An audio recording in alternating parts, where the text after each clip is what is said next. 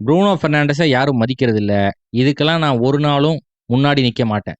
ஏன்னா Bruno Fernandes frustrate பண்ணுவான். Tension பண்ணுவான். ஹாலிவுட் பாஸ ட்ரை பண்றேன்னு ஒரு மேட்ச்சுக்கு 5 பாஸ் போடுவான். அதுல 4 பாஸு பக்கத்துல கூட போகாது. ஆனா, அந்த ஒரு பாஸ்ல டீம குளோஸ் பண்ணிருவான். ஹாலிவுட் கோல் வேணுமா? அதுவும் இருக்கு. கண்ணுக்கு தெரியாத அசிஸ்ட்ட போடணுமா? பாஸ போடணுமா? அதுவும் பண்றேன். டீமுக்காக உழைச்சு கொட்டுறேன்.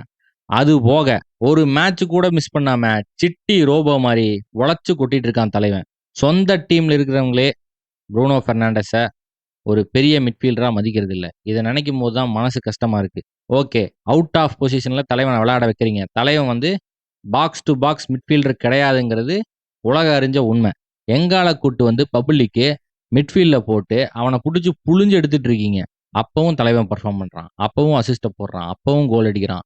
இப்ப என்ன 2, 3 பெனல்டி மிஸ் ஆயிருக்கலாம். ஆனா அதுக்காக இப்ப ரீசென்ட் டைம்ல சரி கட்டிட்டான்ல. ஆர்மீனியா கூட 9-1ன்னு ஜெயிக்கிறோம். அதுல 3 கோல் போட்டது யாரு?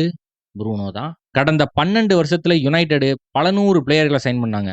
அதுல the best player Bruno Fernandes தான். பக்கத்துல கூட எவனும் வர முடியாது. அந்த அளவுக்கு கன்சிஸ்டன்சியோட இன்னும் ஆடிட்டு இருக்கான். எவ்வளோ நாள் விளையாடுவான்லாம் தெரியாது. அவன் எவ்வளோ நாள் விளையாண்டாலும், I will always be grateful to Bruno Paul Fernandes. இந்த ஜெனரேஷனோட one of the best midfielder ப்ரூனோங்கிறத அடிச்சு சொல்லுவேன். எவன்கிட்ட வேணா சொல்லுவேன். எப்படி வேணா சொல்லுவேன்.